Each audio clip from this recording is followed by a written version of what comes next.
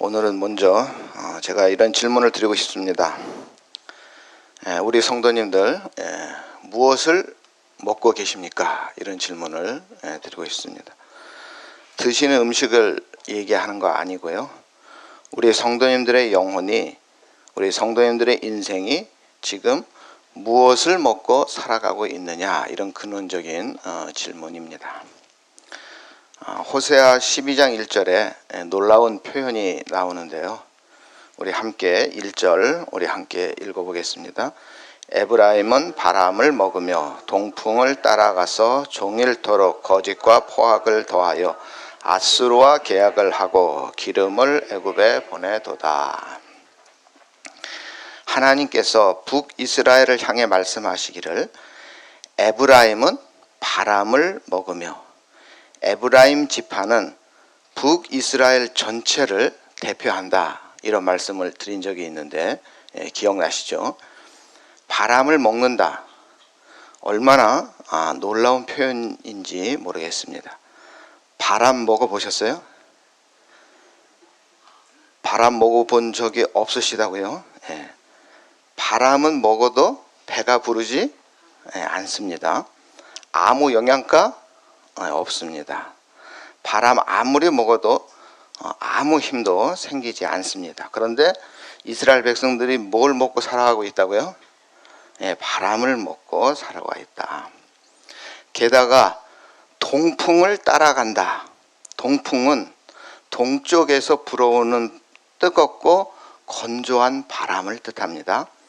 이스라엘 땅으로 부는 동풍은 곡식을 말려 죽이는 그런 바람입니다.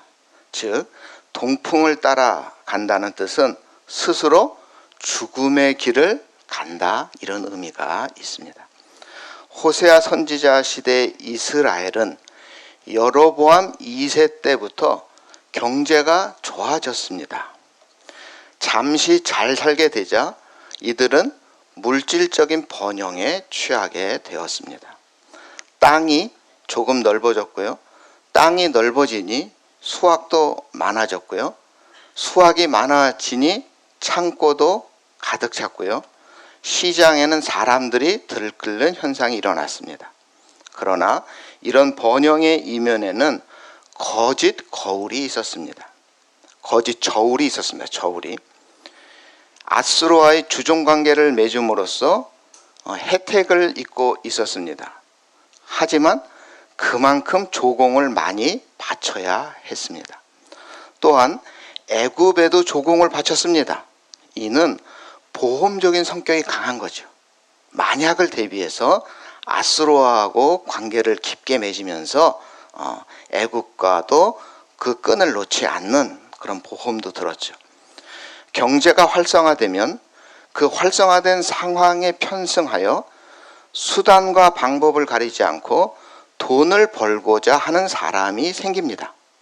거짓 저울, 저울을 속이는 자가 생기겠습니까? 안 생기겠습니까? 이런 식으로 경제가 활성화되면 부자는 더욱 부자가 되고 가난한 자는 더욱 가난해지는 부작용이 발생합니다. 지금 이스라엘이 바로 일부 소수만 살기 좋은 세상이 되고 서민 대부분은 어려운 상황에 놓이게 된 것입니다. 눈에 보이는 풍요로움은 있었지만 영혼은 텅 비어서 바람만 먹고 있었던 것입니다. 이것이 어찌 호세아 시대 이스라엘만의 이야기겠습니까? 지금 우리들의 영혼이 먹고 있는 것 무엇입니까? 하나님의 말씀입니까? 아니면 세상이 주는 바람입니까? 요즘 주식 열풍을 먹고 있는 사람들이 많습니다. 반도체 열풍을 먹고 있으십니까? 호세아 12장은 바로 이 질문에 답합니다.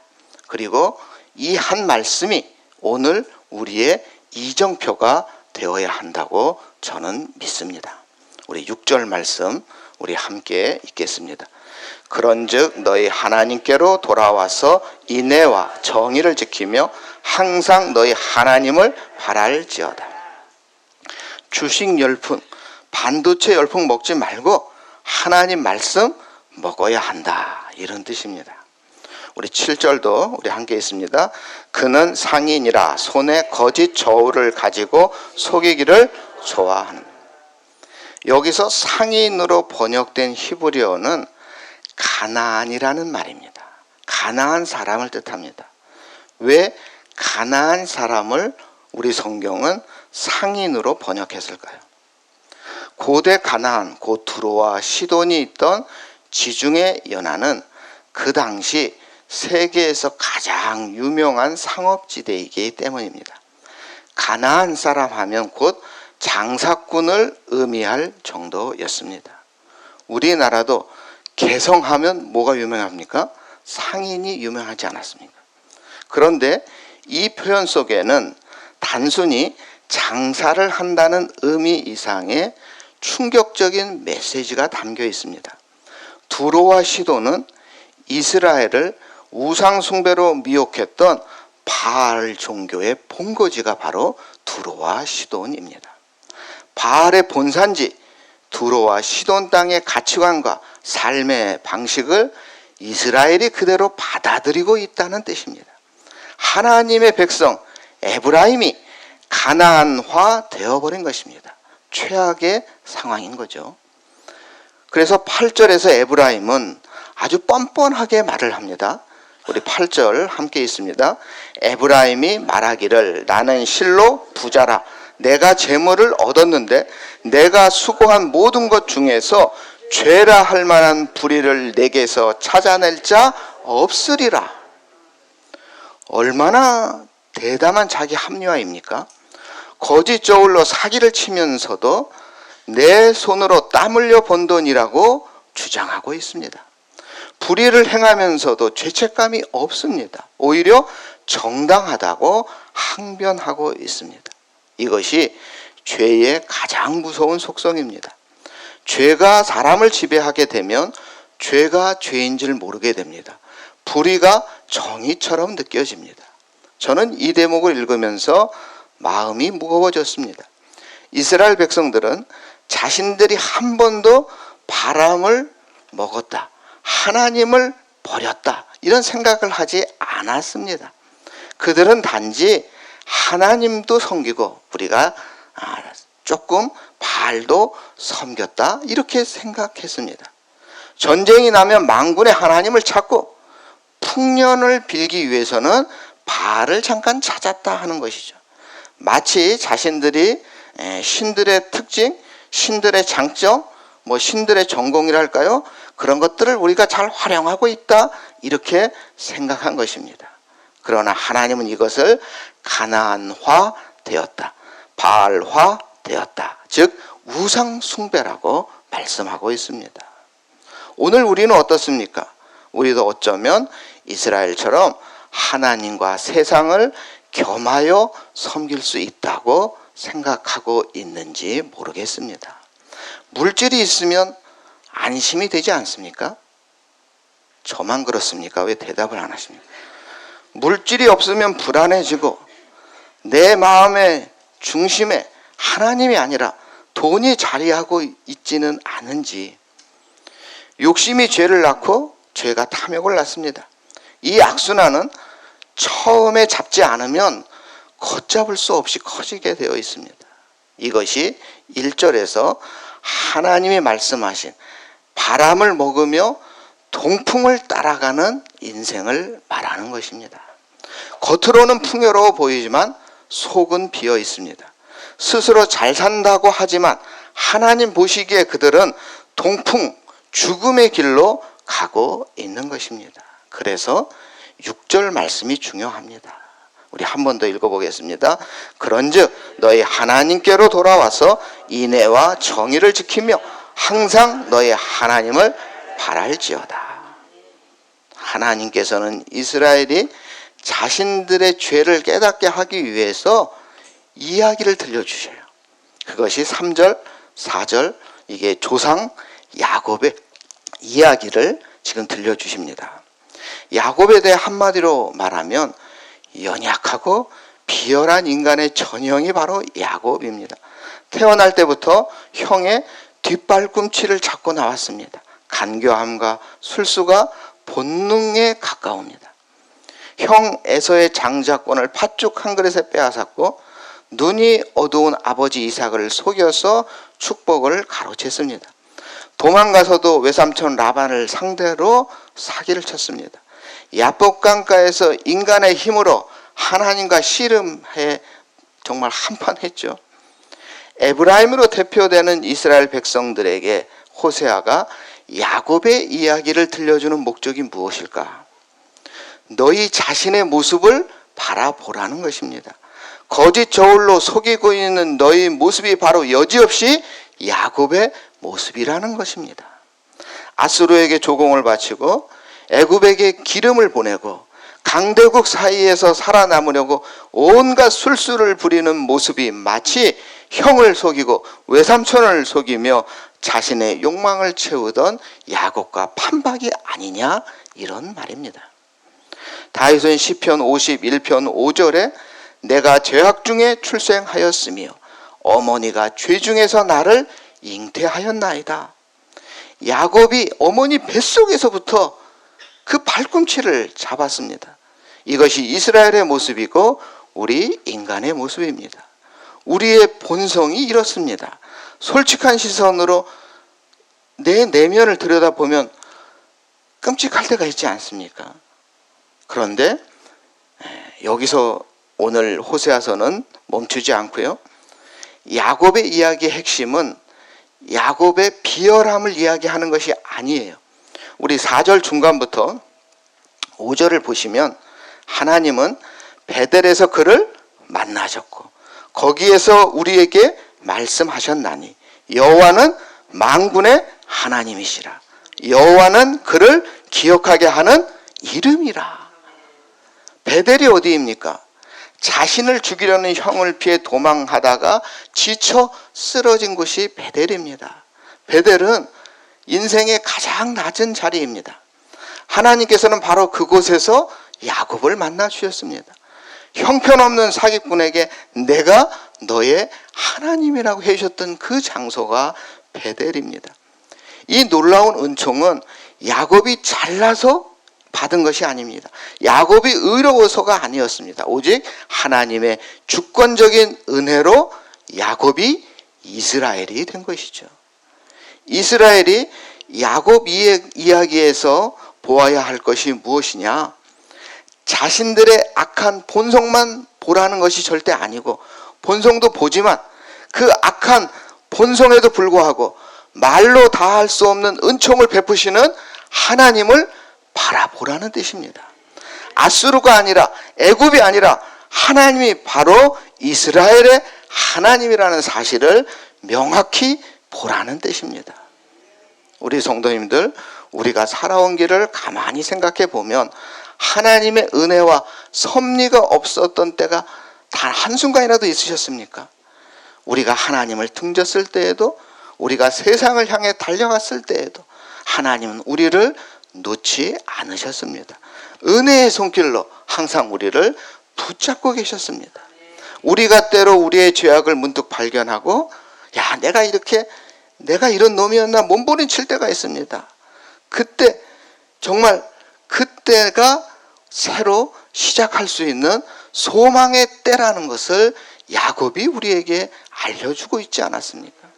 내가 얼마나 죄인인지 알게 돼서 아파서 울고, 그런 나를 그래도 붙잡고 계시는 하나님 때문에 울고, 그 하나님이 바로 나의 하나님이시라는 것에 감사해서 야곱은 울지 않았습니까?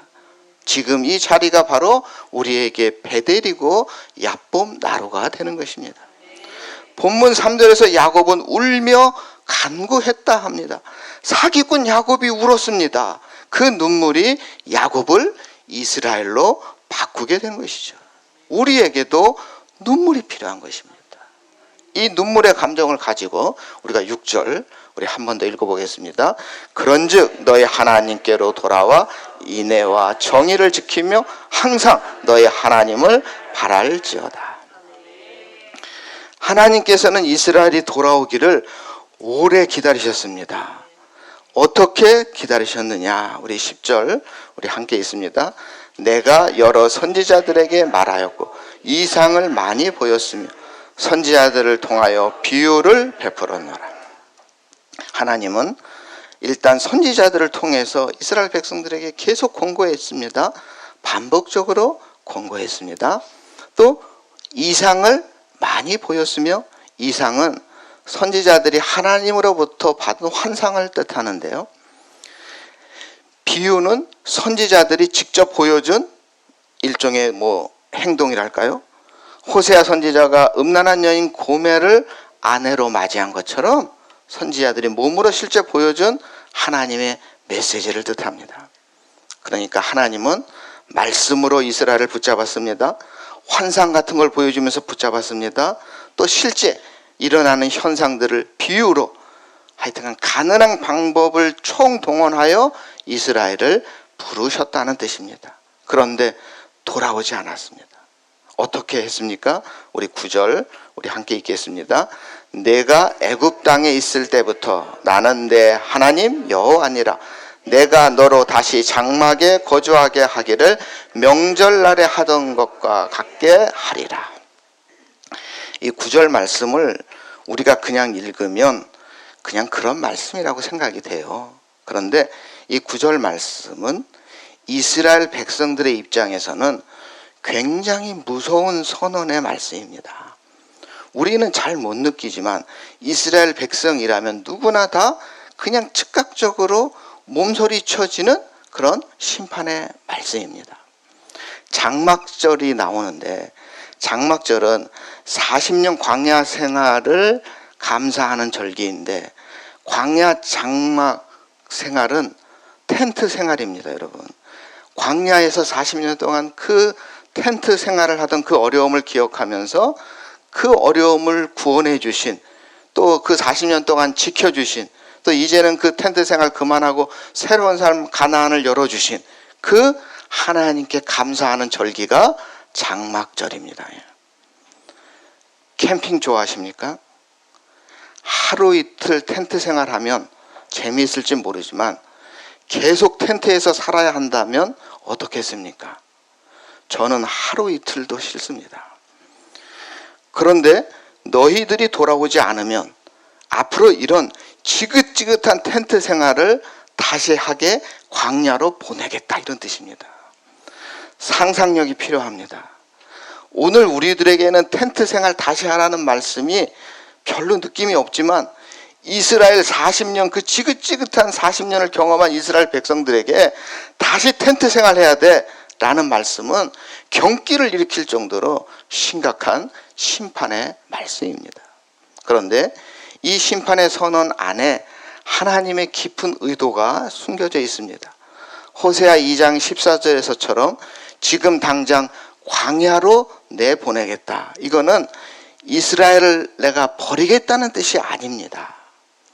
우리 성도님들 자녀들이 말썽 부리고 속상해할 때 집 나가라 하신 적 있으시죠? 호적 파버리겠다 강하게 혼내신 적 있으시죠? 없으세요? 하지만 진짜 호적 팔려고 한 거 아니시죠? 제발 정신 차려라, 이런 뜻이죠. 우리 하나님도 마찬가지입니다. 다시 텐트 생활하지 않으려면 제발 정신 차려라, 이런 뜻입니다. 때때로 성도들의 삶에 광야 같은 시련이 찾아올 때가 있습니다. 사업이 무너지고 건강이 흔들리고 관계가 끊어져가지고 너무 힘들 때가 있습니다. 그때 우리는 하나님이 나를 버리셨나?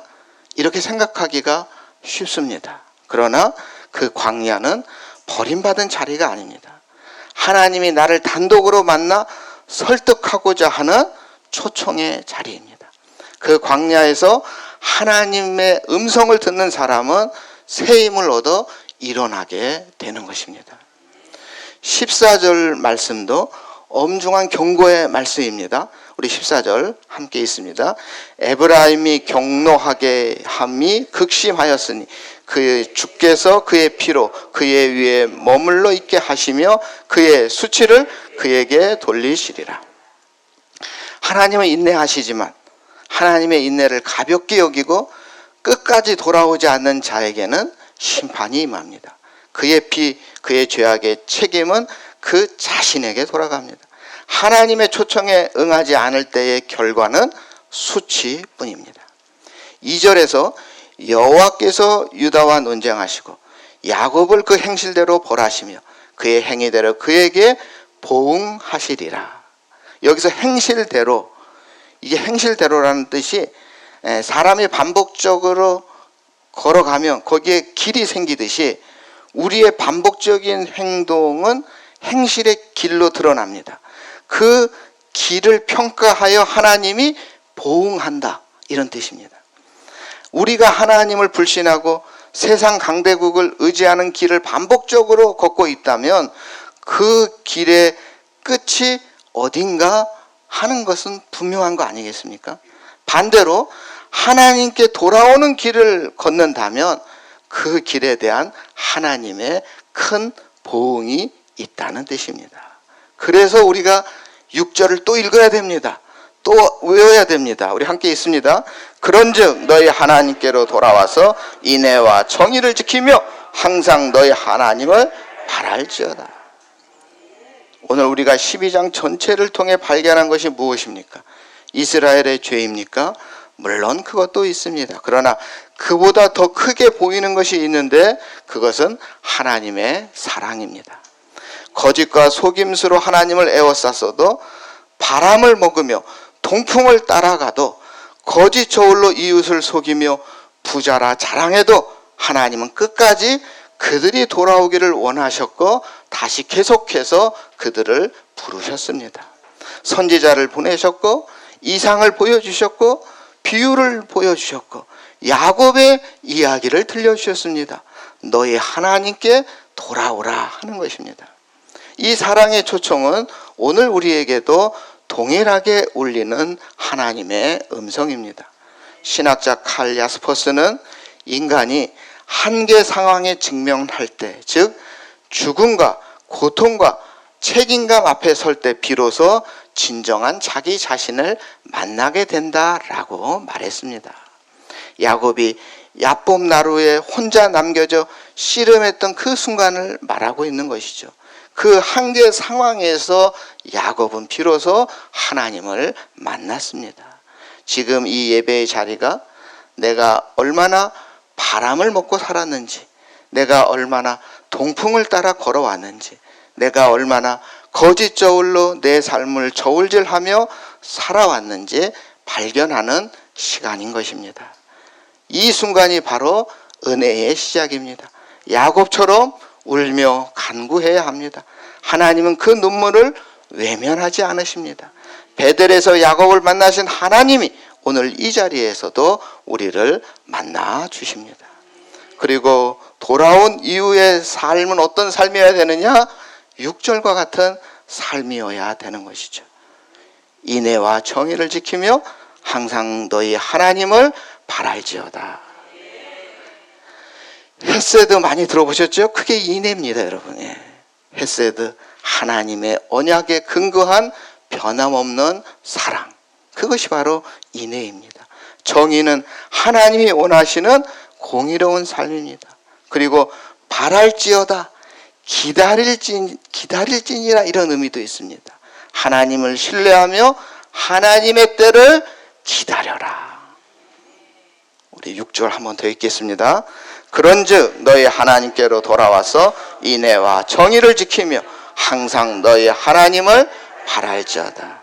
이 한 말씀이 우리의 이정표가 되기를 원합니다. 바람을 먹는 인생을 멈추고 하나님의 말씀을 먹는 인생으로 거듭나시기를 바랍니다. 세계 강대국을 의지하는 손을 거두고 하나님의 손을 붙잡는 오늘 지금 이 자리가 우리 성도님들에게 베델이 되시기를 주님의 이름으로 축원합니다. 사랑의 하나님, 오늘 호세아서의 말씀을 통하여 바람을 먹으며 동풍을 따라가던 이스라엘의 모습에서 우리 자신의 모습을 발견하게 하시니 하나님 감사를 드립니다. 거짓 저울을 쥐고도 스스로 의롭다고 하던 에브라임의 교만이 우리의 교만이 되지 않게 새롭게 거듭나는 저희들 되게 하여 주시옵소서. 사기꾼 야곱을 베델에서 만나 주시고 야법 나루에서 씨름하게 하시며 끝까지 놓지 않으신 하나님, 그 하나님이 바로 우리의 하나님이심을 믿사오니 은혜의 손길로 저희를 붙잡아 주시옵소서. 귀한 예물을 드린 손길을 기억하시고 바람을 먹는 인생에서 돌이켜 하나님의 말씀을 먹는 인생으로 세상을 의지하던 손을 거두고 하나님의 손을 붙잡는 올바른 인생이 되게 하여 주시옵소서. 인애와 정의를 지키며 항상 우리 하나님을 바라는 복된 삶 살아가게 하여 주시옵소서.